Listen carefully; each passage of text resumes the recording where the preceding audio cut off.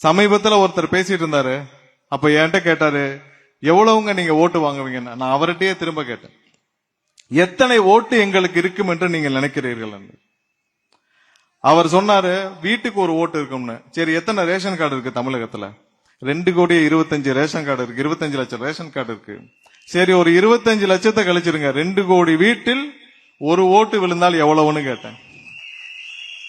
அதுவே 40% கடந்து விட்டது. இன்னைக்கு இருக்கிற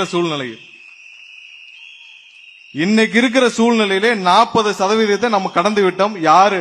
எதிர்க்கட்சியை சார்ந்த ஒரு நபர், திமுகவை சார்ந்த ஒரு நபர், அவர் திமுகவுக்கு வேலை செய்யும் ஒரு நபர் தற்செயலாக ஏர்போர்ட்ல பார்த்தப்ப கேட்ட கேள்வி. ரியாலிட்டி தெரியாம எதிர்க்கட்சிகள் இருக்கிறார்கள், மற்ற கட்சிகள் இருக்கிறார்கள். ஆனா உங்களுக்கு தெரியும் உண்மை என்னவென்று. நம்மகிட்ட பொதுவா நீங்க எல்லாம் களத்துட்டு போறப்ப நீங்க பொதுவா நம்மகிட்ட எல்லாம் பேசுறது எந்த விதத்திலும் நீங்க எதுலயும் இந்த உங்க கட்சியில நீங்க எப்படி சீனியர்ஸ் வச்சு எப்படி மேனேஜ் பண்ண போறீங்க, எப்படி சீனியர்ஸ் இல்லையே நீங்க என்ன பண்ண போறீங்க. நண்பர்களே, நீங்க எதுக்கும் கவலையே பட வேண்டாம். நம்ம கட்சியில நீங்கள் எல்லாம் பொதுமக்களை சந்திக்கும் பொழுது ஒரே ஒரு உதாரணம் சொல்லிக் கொள்கிறோம். இன்னைக்கு இருக்கிற திமுகவில் ஒரு பெரிய சீனியர் யாராவது சொன்னீங்கன்னா ஒருத்தர் சொல்லிக்கலாம். திரு கே நேரு இருக்கிறாரு.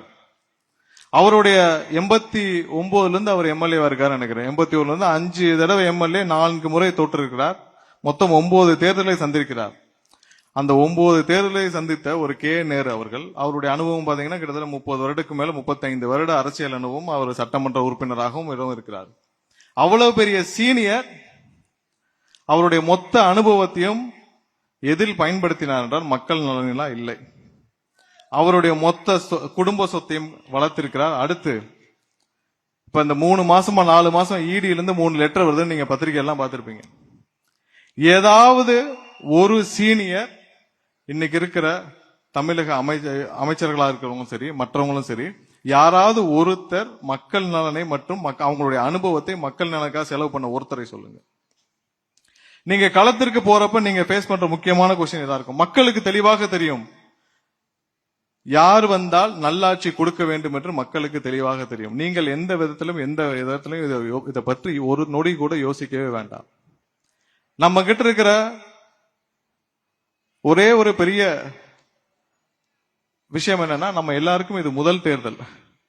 இந்த முதல் தேர்தல் முத்தான தேர்தலாக இருக்கும். ஒரு நல்லவர் அரசியலுக்கு வர வேண்டும் என்பது நம்ம எல்லாருக்கும், ஒரு பொதுமக்கள் அனைவருக்கும் இந்த ஒரு 30 ஆண்டுகளாக எல்லாருக்கும் ஒரு தேவையான ஒன்றாக இருக்கிறது. கரூர் சம்பவத்தை எப்போ நம்மளுடைய தலைவர் தவித்த தவிப்பு நாங்கள் யாரும் அதை மறக்கவே முடியாது.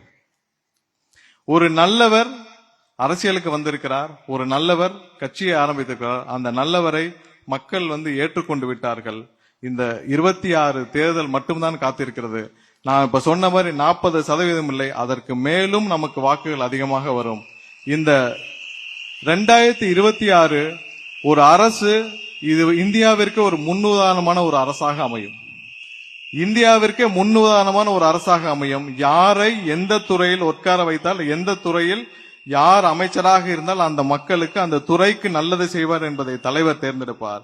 ஒவ்வொரு நாளும் எங்களை எப்படி மானிட்டர் பண்ணிட்டு இருக்கிறாரோ அதே மாதிரி ஒவ்வொரு துறையும் மானிட்டர் பண்ணுவார். 2026 மாற்றத்திற்கு மக்கள் தயாராகி விட்டார்கள். தைரியமா போய் வேலை செய்யுங்க. 2026 நம்மளான ஆட்சி. இந்த விசில் இப்போ இல்ல, கடைசி வரைக்கும் பறக்கும்.